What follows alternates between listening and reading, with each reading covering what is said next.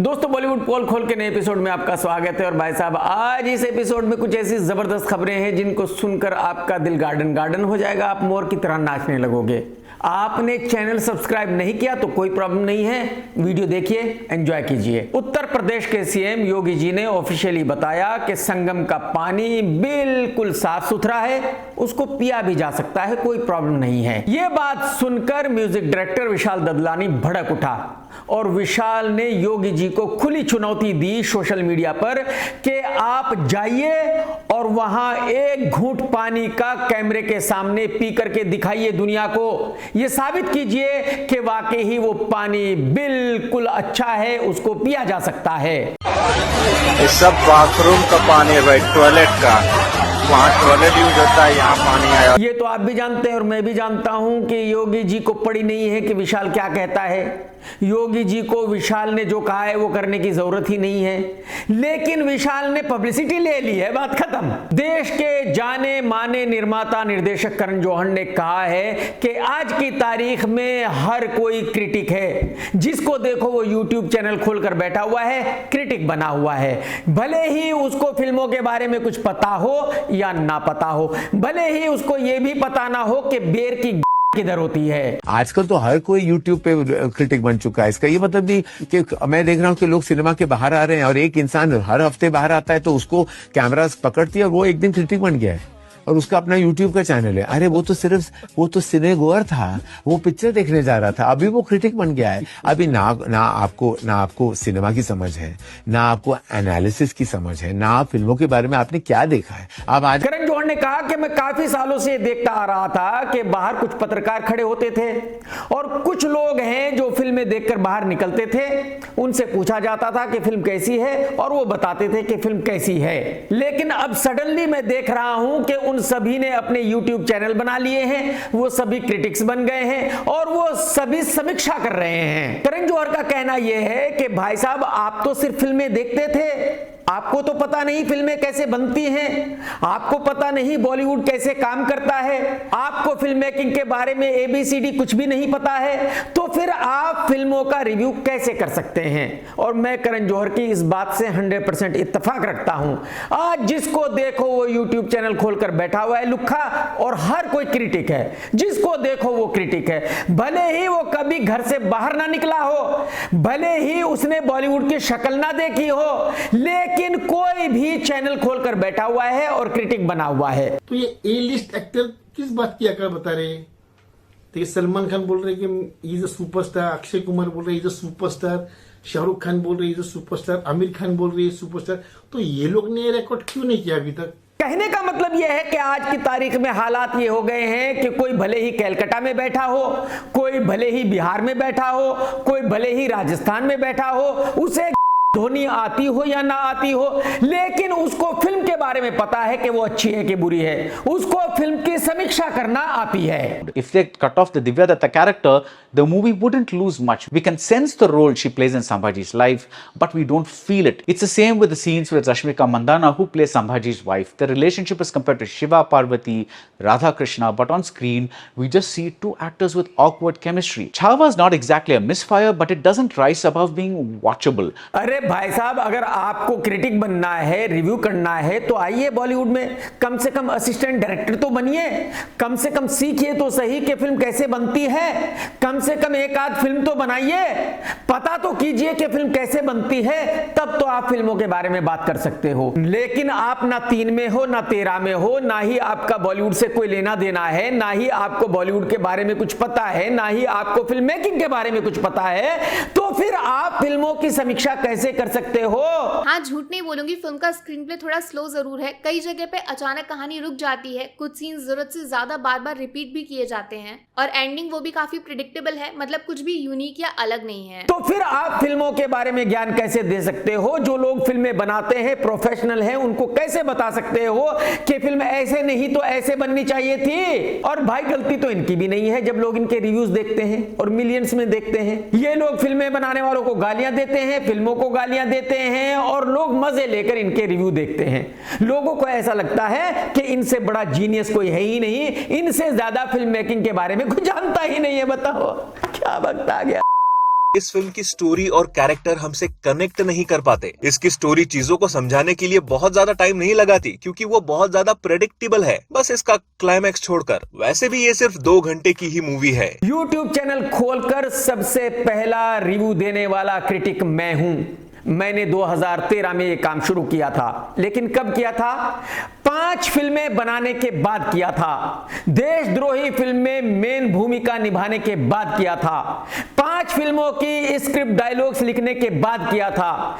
25 गाने लिखने के बाद किया था। फिल्म का डायरेक्शन करने के बाद, फिल्म मेकिंग का ABCD सब कुछ जानने के बाद मैंने ये काम शुरू किया था। ऐसे ही मुंह उठाकर नहीं आ गया था और रिव्यू करने लगा था। तो मेरी आप लोगों से भी हाथ जोड़कर रिक्वेस्ट है कि ऐसे लुक्खे लोगों का रिव्यू आप ना देखा करो, जिनको ABCD कुछ भी नहीं पता है, ऐसे ही फेंकते हैं, जो मर्जी आती है वो बोलते हैं। ये बात मैं कई बार कह चुका हूं कि बॉलीवुड में ऐसी बहुत सारी लड़कियां हैं जो अपना पिछवाड़ा शूट कराती हैं और फिर पत्रकारों को कहती हैं कि पिछवाड़ा दिखाओ और फिर उससे पब्लिसिटी लेती हैं।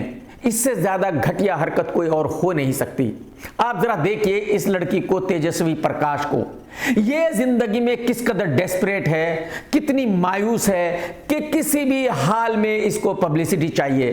पहले एक कैमरामैन को पीछे बिठाया कि मैं झुकूंगी और मेरा पिछवाड़ा अच्छे से शूट करना, और फिर वो वीडियो रिलीज करना, दुनिया को दिखाना कि देखिए मेरा पिछवाड़ा कितना सेक्सी है। जरा ये वीडियो देख लीजिए।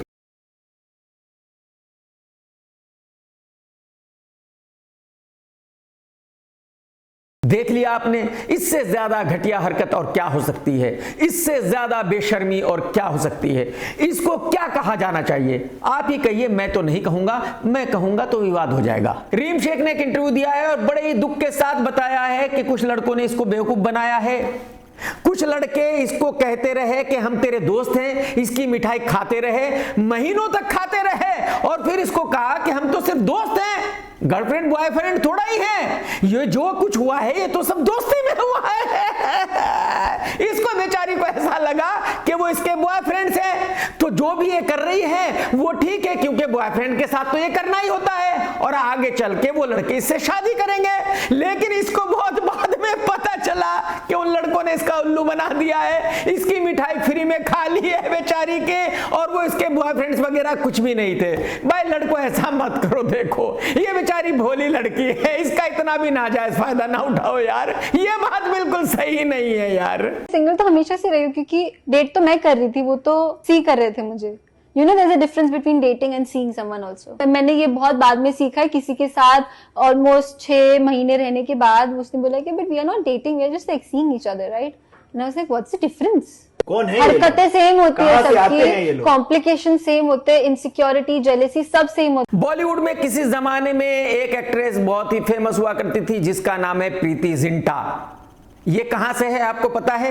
ये भी हिमाचल से है, वहीं से जहां से कंगना दीदी है। कंगना दीदी का कैरियर तो फिल्मों में अब खत्म हुआ है, लेकिन इस प्रीति जिंटा का कैरियर काफी सालों पहले खत्म हो चुका है। कैरियर खत्म होने के बाद इस बेचारी ने बहुत कोशिश की कि कोई इंडिया में इसको मिल जाए जिससे ये शादी कर ले, बड़ा सा बिजनेसमैन मिल जाए। कोई मिला नहीं और दुनिया को तो इसने ये दिखाना था कि देखो मैंने शादी कर ली है।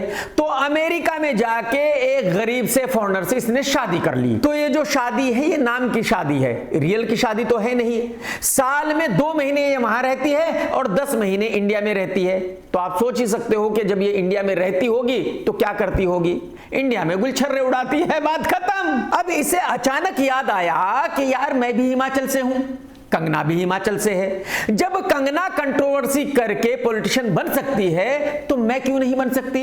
मैं तो कंगना से भी ज्यादा फेमस हूं, तो मैं भी अगर कुछ कंट्रोवर्सी करूंगी तो मीडिया हाथों हाथ लेगा और इसके बाद मुझे भी टिकट मिल सकता है, इसके बाद मैं भी राजनेता बन सकती हूं। तो ना लेना ना देना, ना ही वास्ता ना ही मतलब, अचानक प्रीति ने एक स्टेटमेंट दिया कि आज इंडिया में हालात ऐसे हैं कि अगर मोदी जी की तारीफ कर दे कोई तो उसको अंधभक्त कहा जाता है, उसको मोदी जी का भक्त कहा जाता है। प्रीति जिंटा की ये बात बिल्कुल सही है कि भाई अगर कोई आदमी मोदी जी की तारीफ करता है तो उसको मोदी भक्त क्यों कहा जाए?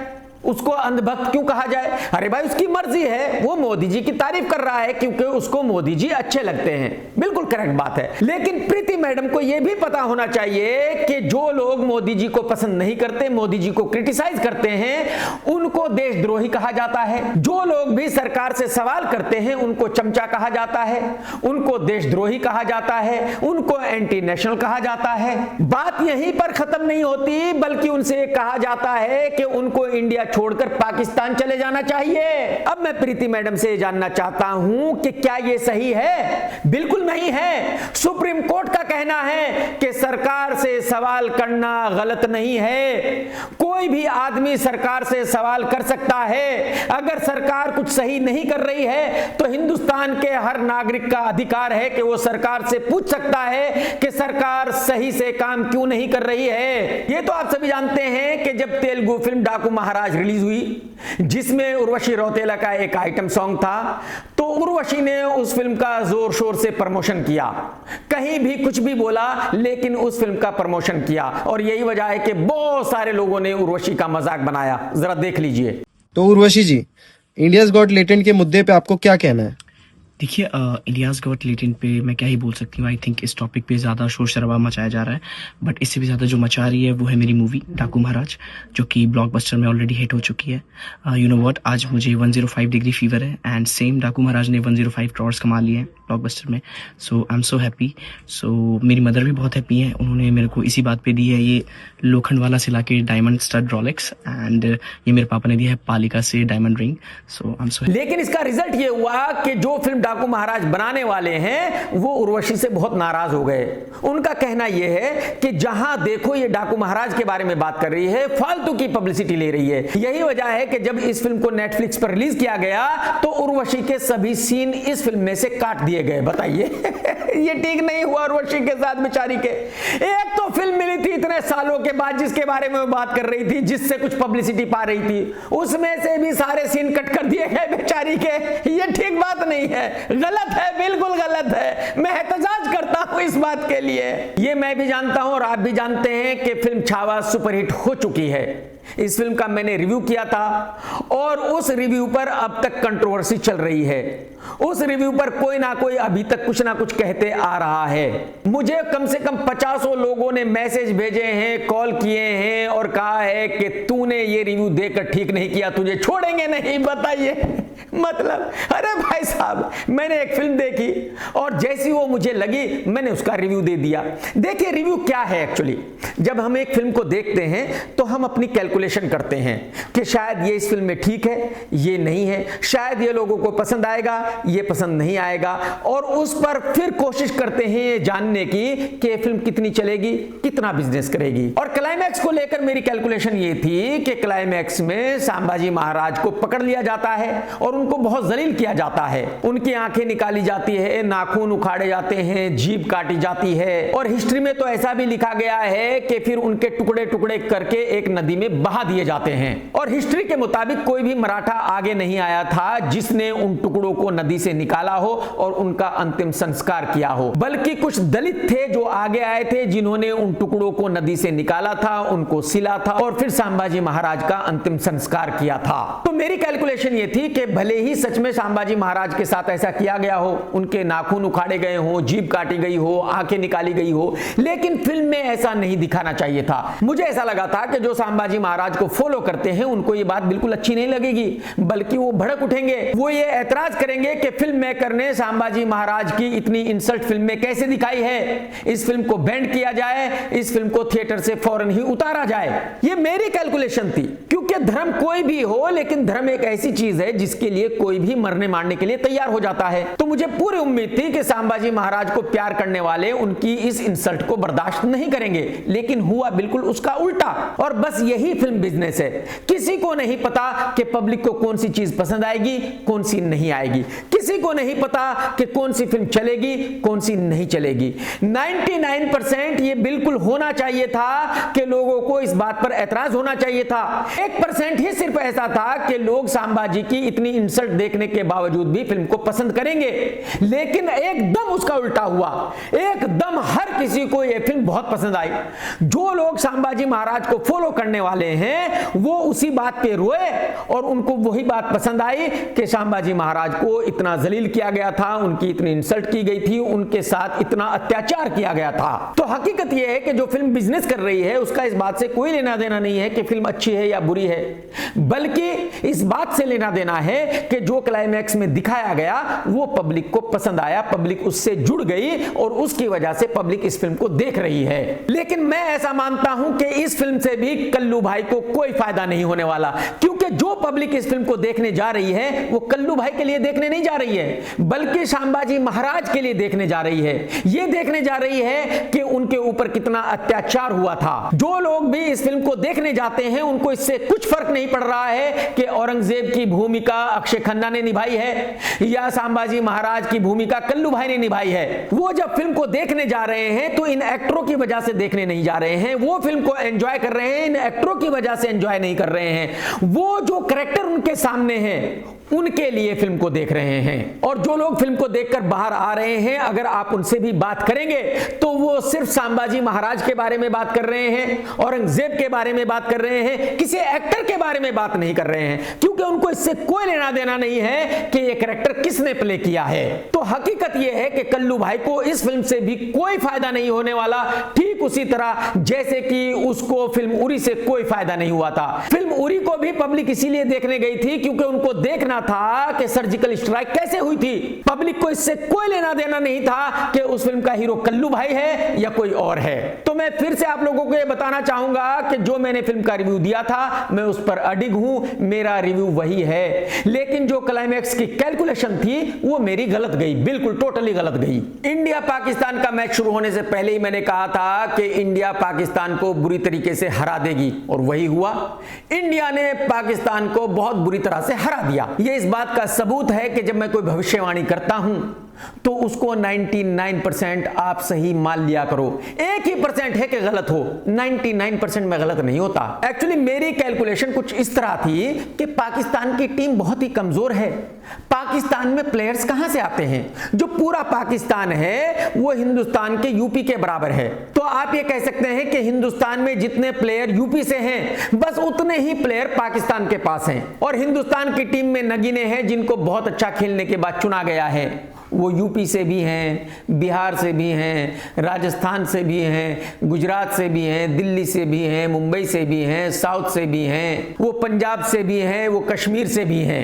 तो अगर इतने बड़े हिंदुस्तान से बढ़िया प्लेयर्स को चुनकर एक टीम बनाई गई है तो पाकिस्तान से कैसे हार सकती है, आप मुझे बताइए। दोस्तों, बुढ़ऊ की एक फिल्म आ रही है भगंदर और इस फिल्म का टीजर रिलीज हो गया है और मेरा रिव्यू है ये। टीजर शुरू होता है और बुढ़ऊ का डायलॉग आता है, लोग मुझे सिकंदर कहते हैं, लोग मुझे सिकंदर कहते हैं। लेकिन आप सभी जानते हैं कि ये बेचारा सिकंदर नहीं भगंदर है। बिश्नोई ने सिर्फ मीडिया में धमकी दी है, रियल में धमकी भी नहीं दी है। इसके बावजूद भी इस बेचारे की फटी पड़ी है। अगर शूटिंग भी करता है तो 100 सिक्योरिटी गार्ड्स के साथ, अगर घर से बाहर भी निकलता है तो 25 पुलिस वालों के साथ, अगर आधा किलोमीटर भी जाना होता है तो बुलेट प्रूफ कार में बैठकर जाता है। यहां तक कि बेचारा घर पर भी चैन से सो नहीं सकता, सपनों में भी बिश्नोई आता है। कहने का मतलब यह है कि बेचारे का जीना हराम कर दिया है। फिर बुढ़ऊ का डायलॉग आता है, मैंने अपनी तकदीर खुद लिखी है। मैंने अपनी तकदीर खुद लिखी है।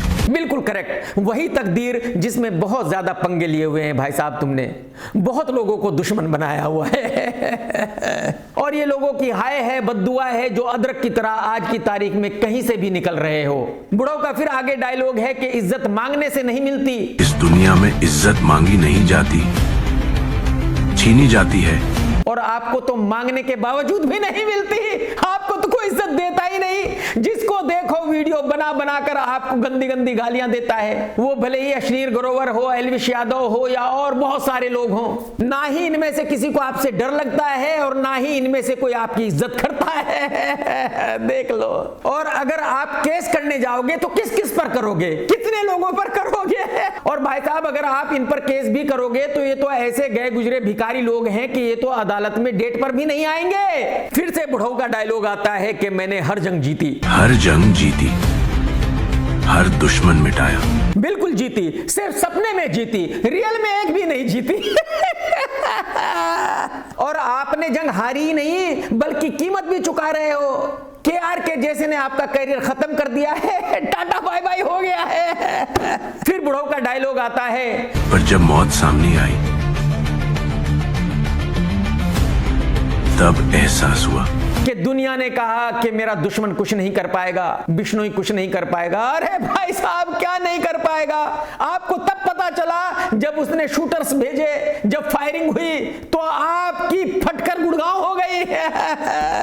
आपको फायरिंग सुनते ही ऐसा लगा कि मौत सामने खड़ी है, मतलब सांस ऊपर की ऊपर, नीचे की नीचे रह गई। मैं आपको यह भी बताना चाहूंगा कि यह फिल्म भगंदर एक एक्शन फिल्म है, तो जाहिर सी बात है इसका जो हीरो है कोई ऐसा होना चाहिए जिसके सिक्स पैक्स हों, जो बहुत ही जबरदस्त एक्शन कर सके। और इस फिल्म की शूटिंग अभी चल रही है और अभी फिलहाल बुढ़ऊ की क्या हालत है, जरा ये वीडियो देख लीजिए।